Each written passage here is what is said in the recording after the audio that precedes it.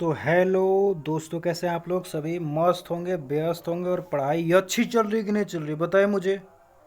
अच्छी चल रही होगी पढ़ाई जी, भैया जी। ठीक है ना? तो यहाँ पर हम कल कर चुके थे, पैसिव यूथनेसिया के बारे में बात कर चुके थे, एक्टिव यूथनेसिया के बारे में बात कर चुके हैं। यूथनेसिया शब्द मतलब क्या होता है, इसके बारे में हम बात कर चुके थे कि क्या होता है भाई यूथनेसिया, भारत में यूथनेसिया की स्थिति क्या है, सारा हम बात कल कर चुके थे। आज हम उससे आगे बात करने वाले हैं भैया। तो चलिए शुरुआत कर देते हैं। शुरुआत कर देते हैं, चलिए।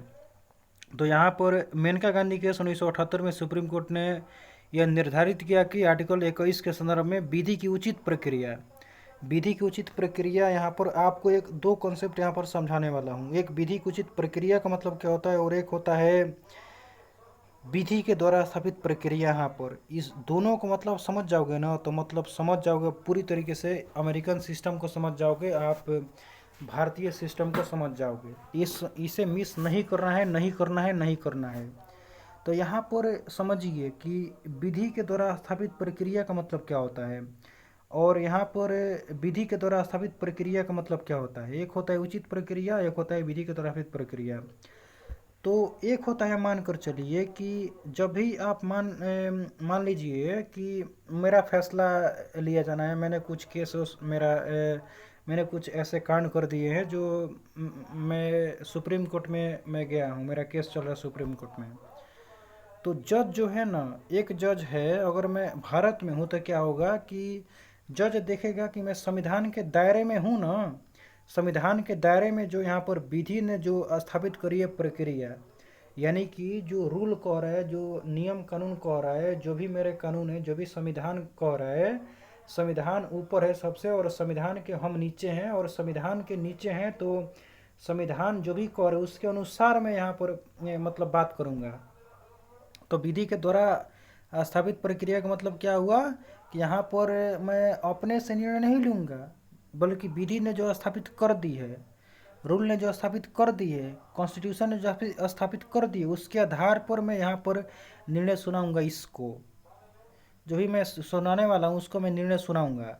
और उचित प्रक्रिया का मतलब क्या होता है, अगर मैं अमेरिका में गया वहाँ पर तो वो क्या कहेगा, मुझे देखेगा कि भैया किताब में तो ये लिखा है, कॉन्स्टिट्यूशन में तो ये लिखा हुआ है, लेकिन यहाँ पर मैं क्या कहूँ ना कि मैं अपने तरीके से यहाँ पर वो फैसला सुनाएगा, अपने तरीके से यहाँ पर सोचेगा कि ये हो सकता है इस प्रकार से हो, ये हो सकता है इस प्रकार से हो। तो वहाँ पर स्वायत्तता होती है थोड़ी सी, लेकिन वहाँ पर स्वायत्तता नहीं होती। यहाँ पर मैं क्या कहूँ, तो यही बात होती है। विधि के द्वारा उचित प्रक्रिया और विधि के द्वारा सहित प्रक्रिया में दोनों में अंतर नहीं होता है कि वहाँ पर न्यायाधीश ही सर्वोत्तम होता है, न्यायाधीश ही फैसला लेता है। लेकिन यहाँ पर कौन फैसला ले रहा है, यहाँ पर हमारा संविधान, हमारा जो नियम कानून है वो सारा का सारा फैसला ले रहा है। लेकिन फैसला दे कौन रहा है, तो हमारा जो न्यायाधीश है वो फैसला दे रहा है। ओके जी, यहीं पर। लेकिन देखिए यहाँ पर आर्टिकल हम 21 के बारे में बात कर रहे हैं, दिमाग में रखना है कि हम आर्टिकल 21 के बारे में बात कर रहे हैं।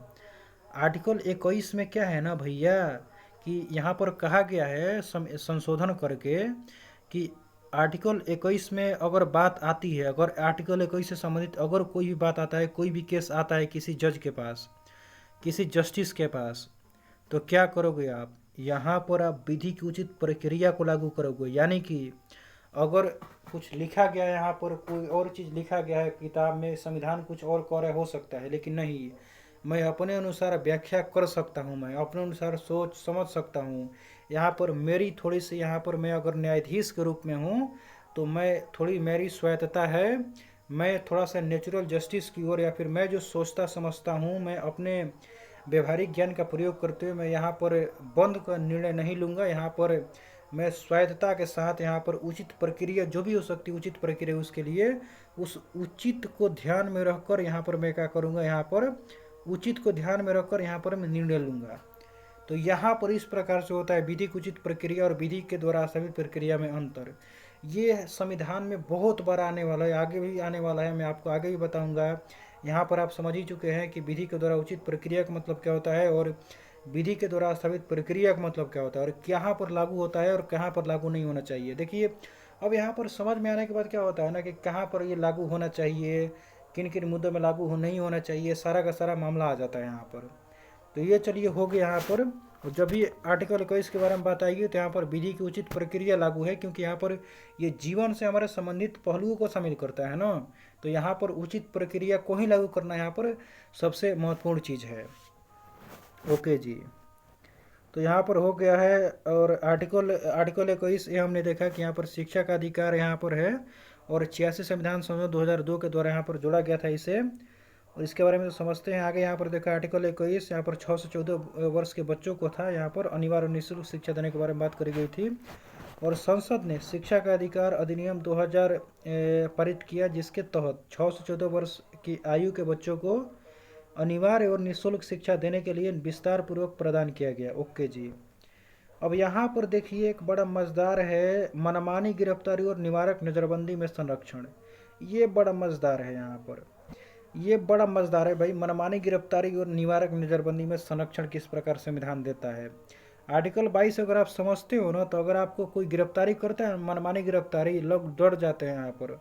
तो यहाँ पर डरने वाली बात नहीं है, क्योंकि संविधान हमारे पास साथ है। संविधान को अच्छे तरीके से समझो, यहाँ पर कोई घबराने वाली बात नहीं है। थोड़ा सा इम्पावर रहो इस प्रकार से बातों को जानते हुए। तो आर्टिकल 22 क्या कहता है कि गिरफ्तार जो भी मतलब गिरफ्तार कर रहा है, तो गिरफ्तारी किए गए गिरफ्तारी के कारण बताए जाएंगे। मतलब अगर मान लीजिए किसी व्यक्ति को गिरफ्तार करते हो तो गिरफ्तारी के कारण बताए जाएंगे। और मनपसंद वकील से परामर्श करने का अधिकार होगा।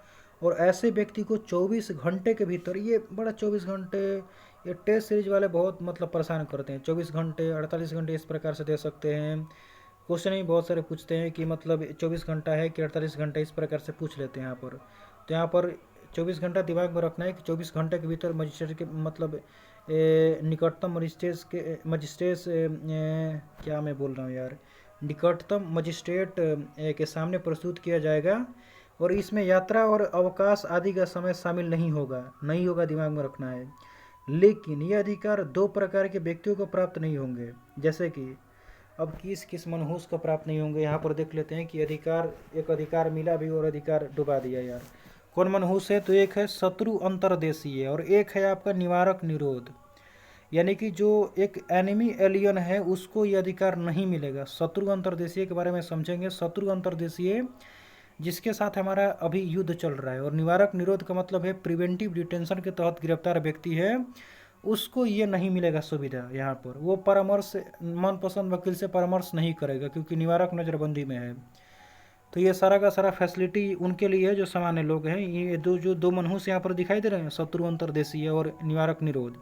इसके तहत जो गिरफ्तार व्यक्ति है ना, उसको यहाँ पर ये 2 फैसिलिटी नहीं मिलेंगे। भाड़ में जाओ तुम लोग। ओके जी, तो यहाँ पर हमने देखा कि कारण बताना, यहाँ पर मनपसंद वकील से परामर्श लेना, और यहाँ पर 24 घंटे के भीतर मजिस्ट्रेट के पास आप जाने का अधिकार है आपको। जल्दी ले जाइए, आपको मजिस्ट्रेट बताएंगे कि आपको क्या करना है। अब वहाँ पर आप चले गए, मान कर चलिए, तो क्या है कि पहले तो आपने कारण बताया कि भैया क्यों हमने गिरफ्तार करा इसे, मतलब ये क्या कर रहा था यहाँ पर, क्या मतलब कर रहा था, उसके कारनामों को बताएंगे। पुलिस ने अगर गिरफ्तार किया तो पुलिस बताएगी। उसके बाद मनपसंद वकील से परामर्श कर सकता है वो। उसके बाद 24 घंटे के भीतर मजिस्ट्रेट के पास ले गया है, मान कर चलिए। तो क्या है वो 24 घंटे के पास, मजिस्ट्रेट के पास है वो। अभी कहाँ पर है वो, मजिस्ट्रेट के पास है। तो जमानत के बारे में अगर बात करें तो यहाँ पर देखिए, यहाँ पर 2 तरह की हिरासत होती है। एक होता है पुलिस हिरासत और एक होता है न्यायिक हिरासत। पुलिस कस्टडी एक होता है और एक होता है जुडिशियल कस्टडी। अब यहाँ पर मजिस्ट्रेट डिसाइड करते हैं ना, यहाँ पर कौन डिसाइड करता है, यहाँ पर टोटली मजिस्ट्रेट के पास अब जब लेकर चले गए हो तो मजिस्ट्रेट डिसाइड करते हैं कि वो जो आप व्यक्ति ले गए हो वो पुलिस हिरासत में रहने वाला है या फिर वो न्यायिक हिरासत में रहेगा। वो सारा डिसाइड वही करेंगे। वो कहेंगे हो सकता है कि आप ले जाओ इसे पुलिस हिरासत में रखो, पूछताछ करो अभी इस पर। और हो सकता है कि कहें कि जुडिशियल कस्टडी में रखो इसे, न्यायिक हिरासत में इसे रखो। या फिर हो सकता है कह दे कि भैया जाओ ना, क्यों इसे परेशान करते हो, इस बंदा को मैं अच्छे तरीके से जानता हूँ, बड़ा साफ़ सुथरा इंसान है भाई, हमेशा रहता है, बहुत आज्ञाकारी मेरा है, तो क्यों ऐसी करते हो। तो यहाँ पर इस प्रकार से भी हो सकता है ये सारा का सारा काम। तो ये तो हमने देखा है यहाँ पर। और हमने ये भी देखा कि 2 तरह के मनहूसों पर ये लागू नहीं होता है। जैसे कि यहाँ पर शत्रु अंतर्देशीय, एनिमी एलियन। शत्रु अंतर्देशीय का मतलब भी हमने समझा कि यहाँ पर जिस देश के साथ भारत का युद्ध चल रहा है, और निवारक नज़रबंदी का भी मतलब हमने समझा कि भाई अब निवारक नज़रबंदी में हो, इसका मतलब हमने समझा नहीं था, समझ लेते हैं। किसी व्यक्ति को अपराध किए बिना भविष्य में अपराध किए जाने की आशंका के आधार पर गिरफ्तार कर लेना, कि भविष्य में जो बंदा है ना, ये पक्का ये कुछ ना कुछ करने वाला है। पुलिस जब ये सोच रही है ना दिमाग लगाकर, तो समझ जाओ कि निवारक नज़रबंदी के तहत गिरफ्तार करेगी। अगर ये गिरफ्तार करेगी तो निवारक नज़रबंदी के तहत चलो इसे गिरफ्तार करते हैं, तो गिरफ्तार कर लेती है। और दो प्रकार के होते हैं, एक होता है निवारक नज़रबंदी, एक होता है दंडात्मक नज़रबंदी। यानी कि क्या होता है, एक होता है निवारक नज़रबंदी जिसे हम प्रिवेंटिव डिटेंशन कहते हैं, और एक होता है दंडात्मक नज़रबंदी जिसे हम प्यूनिटिव डिटेंशन कहते हैं यहाँ पर। तो इसमें दोनों में अलग अंतर क्या होता है, मतलब अंतर थोड़ा खेल लेते हैं कि इसमें अंतर क्या होता है। तो दंडात्मक नज़रबंदी में किसी व्यक्ति को अपराध करने के पश्चात गिरफ्तार किया जाता है। दंडात्मक नज़रबंदी में किसी व्यक्ति को अपराध करने के पश्चात, यानी कि अपराध उसने कर दिया है, किसी को गोली उसने मार दी है, किसी चोरी कर ली है, या फिर कोई ना कोई उसने कारनामा कर दिया है, भविष्य में करने वाला नहीं है बल्कि उसने कर दिया है, तो दंडात्मक नज़रबंदी करवा देंगे, गायब करवा देंगे उसको हम। और एक है भारत में निवारक नज़रबंदी समवर्ती सूची का विषय है, जिस पर संघ सरकार और राज्य सरकार दोनों कानून बना सकते हैं। यहाँ पर बिल्कुल, यहाँ पर आपने सुना होगा मीसा, आपने सुना होगा टाडा पोटा, सुना होगा, ये सारे के सारे मतलब कभी कभी केंद्र सरकार बनाती रहती है, ख़त्म करती रहती है। मतलब बहुत सारे ऐसे कानून होते हैं जो निवारक नज़रबंदी से संबंधित कानून होते हैं, और बनाकर सरकार, क्योंकि ये समवर्ती सूची के विषय है, तो राज्य सरकार भी बनाती रहती है और यहाँ पर केंद्र सरकार भी बनाती रहती है यहाँ पर। तो यहाँ पर दोनों बनाती रहती है, तो और दोनों मतलब समय समय पर ख़त्म भी करती रहती है, ऐसे नहीं कि मतलब परमानेंट बना दिया, नहीं। तो आगे क्या देखते हैं यहाँ पर, भारत में देखिए यहाँ पर क्या है ना, कि भारत में अब निवारक नज़रबंदी जो है, यानी कि जो आपका जो प्रिवेंटिव डिटेंशन है, निवारक नज़रबंदी है, उसके चार आधार हैं। यानी कि मुंह उठाकर हर किसी को निवारक नज़रबंदी के तहत गिरफ्तार नहीं कर दोगे कि भैया ये बहुत बोल रहा है, इसको थोड़ा सा उठवाना पड़ेगा, ये बहुत मतलब ऐठ रहा है आजकल, इसको उठवाओ थोड़ा सा, समझे, इसको उठवाना पड़ेगा थोड़ा सा, ये बहुत खतरनाक स्थिति में, मतलब मैं क्या कहूँ, इसे इसे हटवाओ थोड़ा सा। तो भारत में निवारक नज़रबंदी के चार आधार है भाई। अगर चार आधार को आप, जो ये चार मतलब चार बातों को अगर आप खिलवाड़ करते हो चार बातों से ना, तो निवारक नज़रबंदी के तहत गिरफ्तार करा दूंगा। जैसे कि पहला है सिक्योरिटी, हमारे सिक्योरिटी सबसे ज़रूरी है, मतलब यानी कि राज्य की सुरक्षा सबसे ज़रूरी बात है। अगर सिक्योरिटी से खिलवाड़ करोगे ना तो खेला खेल जाएंगे तुम्हारे साथ। दूसरी बात है law and order, law and order के साथ अगर तुमने खिलवाड़ किया है भैया, अगर तुमने ऐसा भाषण दिया रहा है या फिर भविष्य में अगर कुछ ऐसा तू करने वाला है, तो इससे लॉ एंड ऑर्डर गबड़ाएगा। लॉ एंड ऑर्डर अगर खतरे में आया तो मैं तेरे को खतरे में डाल दूंगा, यानी कि गिरफ्तार कर दूंगा प्रिवेंटिव डिटेंशन के तहत। तीसरी बात है रिलेशनशिप, यार हमारा विदेशों के साथ, विदेशियों के साथ बहुत सारा संबंध होता है, चाहे वो हमारा रसिया के साथ संबंध हो, चाहे हमारा फ्रांस के साथ संबंध हो, चाहे इस प्रकार से संबंध हो। ऐसा है कि पुतिन आने वाले हैं, और ऐसा है कि ये जो बंदा है ना ये खिलाफ बोलेगा उसका। अगर हमारा अच्छा संबंध है तो अगर ये व्यक्ति अगर खिलाफ बोलने वाला तो हम क्या करेंगे, इसको निवारक नज़रबंदी के तहत गिरफ्तार करना पड़ेगा। हमारे पास ये ऑप्शन है, बिल्कुल हमारे पास ये ऑप्शन है कि अगर ये अस्थिरता फैला सकता है तो क्यों हम इसे ये ना करें। और एक है आवश्यक सेवाओं की आपूर्ति, यानी कि सप्लाई मैनेजमेंट जो होता है, कि सप्लाई चेन मैनेजमेंट जो होता है, इससे अगर कोई खिलवाड़ करता है, अगर इसे कोई भंग करता है, इसे अगर कोई सोचता है कि मैं सप्लाई चेन मैनेजमेंट को ही तोड़ देता हूँ, जिससे सार्वजनिक हित को ही नुकसान पहुँचेगा, मुझे मज़ा आ जाएगा, तो उस मज़ा को नहीं लेना है, क्योंकि इससे खिलवाड़ करोगे तो ये गिरफ्तार कर लूँगा, निवारक नज़रबंदी के तहत तुम्हें गिरफ्तार कर ही लूँगा मैं। तो नहीं करना है, नहीं करना है, यहाँ पर नहीं करना है। तो यहाँ पर दिमाग में रखना है जो आपका है सप्लाई चेन रिलेशंस, यहाँ पर आपका दिमाग में रखना है पूरी तरीके से। आगे निवारक नज़रबंदी के तहत गिरफ्तार व्यक्ति को ये पूछता रहता है, देखिए यहाँ पर दिमाग में रखना है ये वाला बात, कि निवारक नज़रबंदी के तहत गिरफ्तार व्यक्ति को अधिकतम 3 महीने तक गिरफ्तारी में रखा जा सकता है। बिल्कुल यहाँ पर अधिकतम 3 महीने, और यदि इससे अधिक अवधि के लिए गिरफ्तार करना है, अधिक समय के लिए गिरफ्तार करना है, 3 महीने से ज़्यादा के लिए आपको गिरफ्तार करना है, तो एक सलाहकारी बोर्ड की सिफारिश जरूरी है। सलाहकारी बोर्ड अगर कहेगी तभी गिरफ्तार करूँगा, सलाहकारी बोर्ड अगर नहीं कहेगी तो मतलब 3 महीने के अंदर उससे छुटकारा दे दिया जाएगा, छोड़ दिया जाएगा। लेकिन इसमें सलाहकारी बोर्ड में पूछ लेता है कि सलाहकारी बोर्ड में भैया कौन कौन रहते हैं, ये जो सलाह देने वाले हैं सलाहकारी बोर्ड, इसमें कौन कौन है भैया, तो ये दिमाग में रखिए। पर क्या लिखा हुआ है, इसमें 3 सदस्य होंगे। एक तो हाई कोर्ट में जज ही बैठते हैं इसमें अक्सर, हाई कोर्ट के वर्तमान जज होंगे, या फिर हाई कोर्ट के अवकाश प्राप्त जज हो सकते हैं, या फिर हाई कोर्ट के जज बनने की योग्यता रखने वाला कोई भी हो सकता है, जो योग्यता रखता हो बनने की, हाई कोर्ट के जज बनने की योग्यता रखता हो। मेनली इसमें हाई कोर्ट के जज ही रहते हैं। तो यहाँ पर ये बता सकते हैं आपको कि भैया 3 महीने से ज़्यादा रखे, ये ज़्यादा उत्पात मचाता है या फिर क्या करता है। तो ये सारा का सारा काम किए जाते हैं, सारे के सारे काम यहाँ पर करना मतलब ज़रूरी भी होता है एक लोकतंत्र के लिए कभी कभी। तो ये सारे के सारे यहाँ पर हमने समझा कि क्या होता है प्रिवेंटिव डिटेंशन, क्या होता है प्यूनिटिव डिटेंशन, किस प्रकार का अधिकार हमारे पास है, किस प्रकार के अधिकारों का उपयोग हम करते हैं, और किन किन को ये अधिकार प्राप्त नहीं है। बेसिकली किन किन को अधिकार ये प्राप्त नहीं है, क्योंकि शत्रु अंतर्देशीय को प्राप्त नहीं है। आपका जो हमने निवारक नज़रबंदी के तहत गिरफ्तार व्यक्ति को हमने देखा कि उसको प्राप्त नहीं है। तो हो सकता है बहुत लोगों को ये प्राप्त नहीं होता है यहाँ पर, बहुत लोगों को यहाँ पर प्राप्त नहीं होता है यहाँ पर। तो अगर फिर हमने देखा कि 3 महीने से अगर ज़्यादा आपको अगर करना है तो किस प्रकार सलाहकारी बोर्ड की आवश्यकता सिफारिश जरूरी होती है, इसको हमने देखा अच्छे तरीके से। तो हम ये सारा का सारा काम कर चुके हैं। अब थोड़ा शोषण के विरुद्ध अधिकार थोड़ा सा कर लेते हैं। हमारे पास कितना समय बचा हुआ है, हमारे पास समय है 4 से 5 मिनट समय। तो यहाँ पर शोषण के विरुद्ध अधिकार है भैया, शोषण के विरुद्ध अधिकार। और शोषण के विरुद्ध अधिकार कहाँ पर है, 23-24 में शोषण के विरुद्ध अधिकार आपको पाया जाता है। अब शोषण का मतलब क्या होता है, आर्टिकल 23 क्या कहता है, मनुष्य का दुर्व्यापार नहीं करोगे, बेगार नहीं करोगे, बलात्श्रम नहीं करोगे।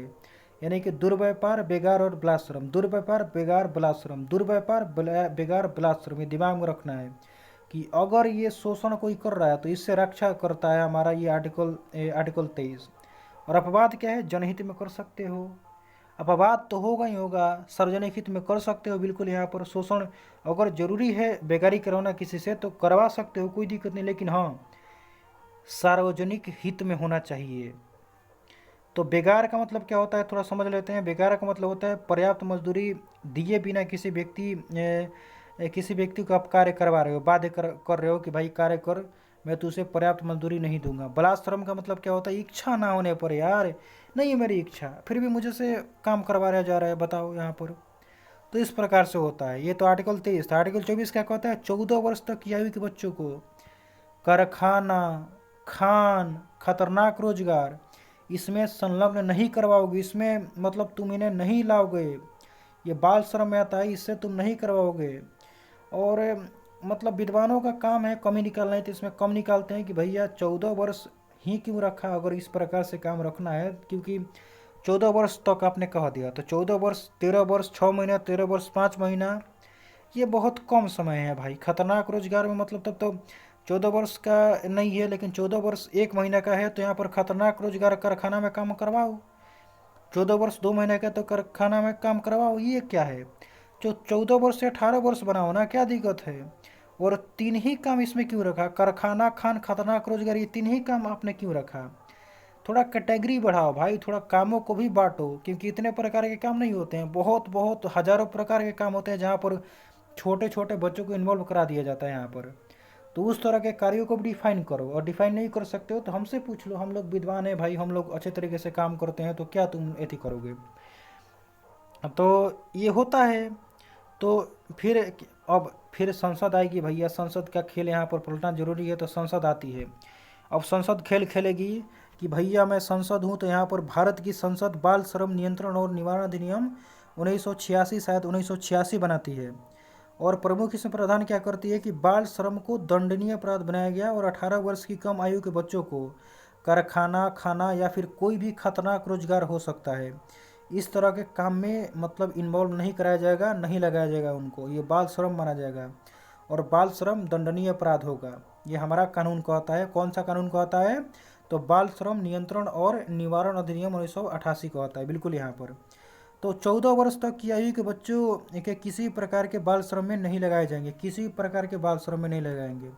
अब देखिए यहाँ पर एक कंट्रोवर्सी आ जाता है, या फिर एक और बात आ जाती है भैया कि 2015 में इस कानून में संशोधन किया जाता है। क्यों कानून में संशोधन किया जाता है आपको मालूम चल जाएगा कि 2015 में इस कानून में संशोधन किया गया और यह प्रावधान किया गया कि अवकाश के समय, जब छुट्टी के समय होता है तो छुट्टी के समय और घरेलू जो उद्यम होते हैं, घरेलू जो कार्य होते हैं, उसमें अगर कोई बच्चा कार्य कर रहा है जिससे मतलब 14 वर्ष से अगर उसका उम्र कम है, उससे अगर कोई काम कर रहा है, उसमें घरेलू काम कर रहा है, घरेलू उद्यम में अगर कोई काम कर रहा है, अवकाश के समय अगर कोई काम कर रहा है, तो इसे बाल श्रम नहीं माना जाएगा। आप समझ सकते हो कि ये क्यों लाया गया होगा। बिल्कुल यहाँ पर बाल श्रम संगठनों ने इसकी भी आलोचना करी, लेकिन यहाँ पर क्या बात है ना कि भारत में देखिए निम्न वर्गीय परिवारों की स्थिति बहुत दयनीय है और इनके परिवारों को आप समझ सकते हो कि भाई मतलब बहुत दयनीय स्थिति में रहते हैं वो लोग। अगर दयनीय स्थिति में अगर रहते हैं, चाय पर टपरी पर काम करके अगर दो पैसे अपने माँ के लिए जुटा रहा है, तो ये अगर मैं अपराध घोषित कर देता हूँ तो बहुत दिक्कत पैदा हो सकती है। तो इसलिए यहाँ पर कहा गया कि अवकाश के समय अगर है तो बिल्कुल यहाँ पर कर सकता है वो। तो ये हमारा जो भारत की जो निम्न मध्य वर्गीय परिवारों की स्थिति को देखते हुए ऐसा किया गया है संशोधन। ऐसा नहीं है कि मतलब ये संशोधन होती है, इस संशोधन को करना ये ज़रूरी था क्योंकि यहाँ पर हमारी मध्य वर्गीय जो फैमिली होती है, जो हमारी निम्न मध्य वर्गीय फैमिली होती है, लोअर पूरी तरीके से वो अपना भोजन या फिर किस प्रकार काम करे अपना। तो ये मतलब इस आधार पर हम सही ठहराते हैं इसे, और क्या, इस आधार पर सही ठहराना भी चाहिए। तो इस आधार पर हम सही ठहराते हैं और तो यहाँ पर दोस्तों आपको समझ में आया होगा किस प्रकार शोषण से हमारी रक्षा करता है सारा का सारा 23-24 क्या होता है, 23-24 में क्या क्या कहा गया है, किस प्रकार 23 का होता है, क्या 24 का होता है, सारा का सारा हमने देखा है यहाँ पर। अब आगे बात करेंगे हम धार्मिक स्वतंत्रता के बारे में, लेकिन मुझे लगता है कि समय हो चुका है लगभग, और हम धार्मिक स्वतंत्रता के बारे में लगभग कल बात करेंगे। वैसे तो मैं लंबी लंबी क्लास ले सकता था, लेकिन ऐसा है कि लोग यार, अभी मैं नया हूँ इस पर, तो यूट्यूब पर मैं अभी नया हूँ, तो मुझे लोग जानते भी नहीं हैं, मुझे लोग कम यहाँ पर देखते हैं, कई लोग तो मतलब देखते भी नहीं हैं, देखते हो आप मतलब कोई लोग सब्सक्राइब भी नहीं करता है। तो मैं पूरी तरीके से यहाँ पर नया हूँ, तो कहने का अगर मैं नया हूँ तो भाई अभी थोड़ा सा कम वीडियो, मतलब थोड़ा सा कम ड्यूरेशन वाला वीडियो बना रहा हूँ। आगे थोड़ा सा और ज़्यादा वीडियो ड्यूरेशन बढ़ाऊंगा आपका, अभी तो डिमांड भी कोई नहीं आ रहा है ना। तो चलिए ठीक है, यहाँ पर कल धार्मिक स्वतंत्रता को अच्छे तरीके से देखेंगे यहाँ पर कि धार्मिक स्वतंत्रता क्या है, और मैं जो मेरे साथ जुड़ेंगे ना उसको मैं छोड़ेंगे नहीं भाई, उसको मैं छोड़ेंगे नहीं, बहुत अच्छे तरीके से पढ़ाएंगा, ये मेरा उद्देश्य है भैया। तो चलिए भैया, जय भारत मैया और जय गंगा मैया भी और जय सरस्वती मैया भी।